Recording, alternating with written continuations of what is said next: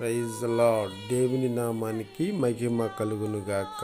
ఈరోజు యేసు దీవెన కృప ప్రార్థన మందిరమందు ఒక మంచి మాట మీ మధ్యలోకి తీసుకురావాలని చాలా ఆశ కలిగి ఉన్నాం. దేవుడి పేరిట ఆదికాండము 12వ అధ్యాయము 2వ వచనములు అంటాడు, నిన్ను గొప్ప జనముగా చేసి ఆశీర్వదించుదును. దేవుడు అంటాడు, నువ్వు అనుకున్నట్టుగా, నువ్వు ఆశపడుతున్నట్లుగా, నీవు దేవుని యందు విశ్వాసం ఉన్నట్లుగా, నువ్వు ఏదైతే అడిగావో, ఏదైతే అడుగుతున్నావో అది జనాలుగా గొప్ప చేయుదును.